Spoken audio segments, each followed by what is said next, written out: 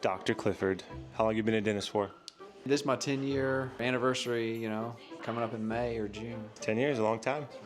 Obviously, you've seen a lot of patients over the years. You've seen a lot of people, seen a lot of gums and teeth. Have you seen a lot of athletes' teeth?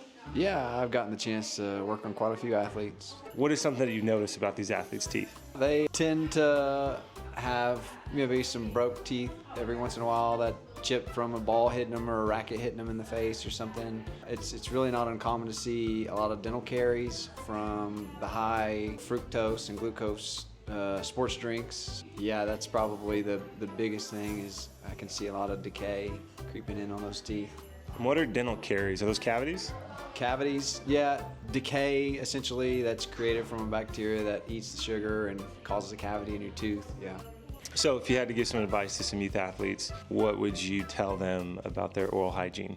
Make sure and brush twice a day. Obviously the first flossing's great, at least once a day.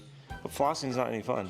Yeah, it's not the crowd favorite, but if you use the little ones that look like the Nike swoosh with the, those can kind of make it fun. And they can sit in your, car somewhere or whatever when you're driving. A good piece of advice too is it's not about how much sports drinks you're gonna drink. If you wanna drink a gallon of any sort of juicy drink that has a lot of sugar in it, that's okay if you just chase it with some water afterwards. But where cavities start becoming more prone is, let's say you drink that gallon of Gatorade and it takes you 3 hours to drink it and you're drinking a sip every 2 minutes.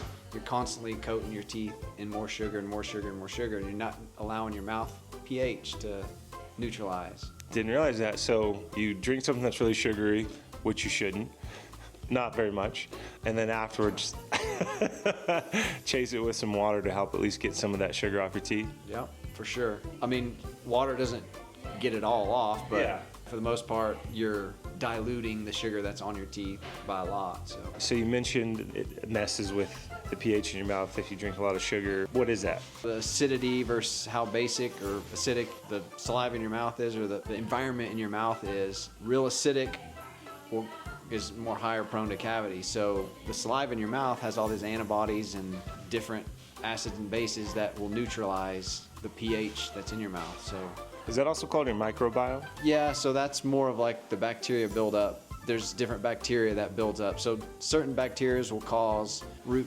decay or cavities, and some of, or not even root, but just cavities in general, and some will cause bone loss, like periodontitis. So those microbiomes, there's just a clump of different bacteria that kind of form. Basically what I'm hearing is I could be a dentist. Yeah, I mean, you're just a couple years away, man. That's cool. Well, you got Dr. Clifford here at Clifford Family Dentistry. Thanks for the advice, man. Thanks a lot. Appreciate it.